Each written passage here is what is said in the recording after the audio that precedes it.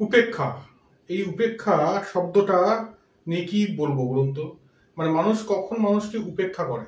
যখন সেই মানুষটার প্রতি কোনো কারণে রাগ বা অসন্তোষ থাকে, তখনই উপেক্ষা করে।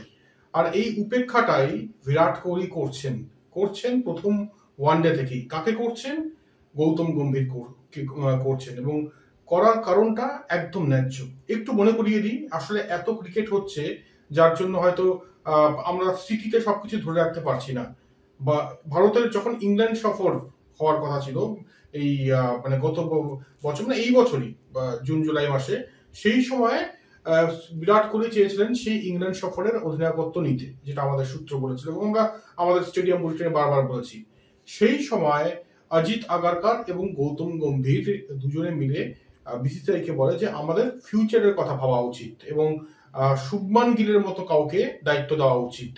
যার ফলস্বরূপ বিসিসিআই তখন বিরাট কোহলিকে জানায় এবং আমরা দেখি যে খুব দ্রুত বিরাট কোহলি টেস্ট ক্রিকেট থেকে অবসর নেয় এবং 10,000 রানের একদম দোরগোড়ায় থাকা সত্ত্বেও তিনি অবসরটা নিয়ে নেন। মানে কোন রকম মাইল ফলকের প্রলোভনে কিন্তু তিনি পা দেননি। এবং একই রকম ভাবে রোহিত শর্মাও তিনিও টেস্ট থেকে রিটায়ারমেন্ট নেন। এবার বিষয় হচ্ছে যে ওয়ানডে ক্রিকেটে বিরাট কোহলি আসার পর থেকে একের পর এক ধামাকা, 17 রান করছেন এবং 17 রানের পর আমরা যখন দেখছি গৌতম গম্ভীর এগিয়ে এসে কিছু বলতে চাইছেন বা অভিবাদন জানাতে চাইছেন, সেই সময় তিনি কিন্তু উপেক্ষা করছেন। বা টিম হোটেলেও আমরা দেখেছি কেক কাটিং সেরিমনিতে বিরাট কোহলিকে যখন ডাকা হয়, সেই সময় KL রাহুল এবং গৌতম গম্ভীর ছিলেন, আমি রাঁচির কথা বলছি, সেই সময়ও তিনি উপেক্ষা করেন।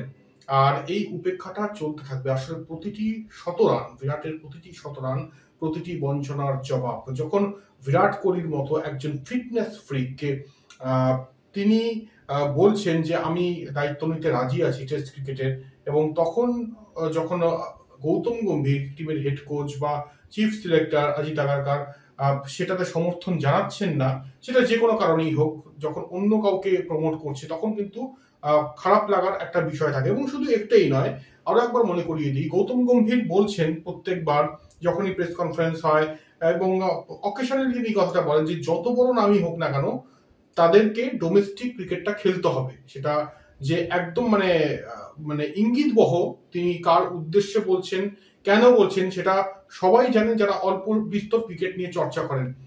এবং এই কথাটা যে তিনি বলছেন যে যত বড় স্টার ক্রিকেটারই হোক তাদেরকে ডোমেস্টিক ক্রিকেট খেলতে হবে, এটা উদ্দেশ্য কিন্তু সেই বিরাট কোহলি এবং রোহিত শর্মার দিকে। তাই দিনের পর দিন এই বঞ্চনা ধীরে ধীরে পুঞ্জীভূত হয় এবং সেটার একটা বহিঃপ্রকাশ আমরা দেখি রাঁচিতে যখন তিনি মানে ম্যাচ জেতান এবং তারপর যে প্রেজেন্টেশন সেরেমনিতে তিনি যেটা বলেন যে আমার প্রিপারেশনের জন্য ম্যাচ প্র্যাকটিস খুব একটা জরুরি নয়, মানে মানসিক প্রস্তুতিটাই আসল। এবং সেটার মাধ্যমে কিন্তু তিনি উত্তর দিচ্ছেন, আর উত্তর দিচ্ছেন ব্যাট হাতেও। তার প্রত্যেকটা জাম্প, তার প্রত্যেকটা সেলিব্রেশন, তার সেই তাবিজে চুম্বন বা প্রণাম করা, সবকিছু যেন একটা সিনেমেটিক। তাই এটা টোটালি ব্লকবাস্টার চলছে। ভাইজ্যাগে কি হয় সেদিকেও আমরা তাকিয়ে থাকবো। ভাইজ্যাগে কি সেঞ্চুরি হ্যাট্রিক করবেন বিরাট কোহলি? ভাইজ্যাগ কিন্তু তৈরি। এবং একই সঙ্গে আরো একবার কি উপেক্ষার সম্মুখীন হবে ভারতীয় হেড কোচ গৌতম গম্ভীর? সেদিকেও তাকিয়ে আমরা।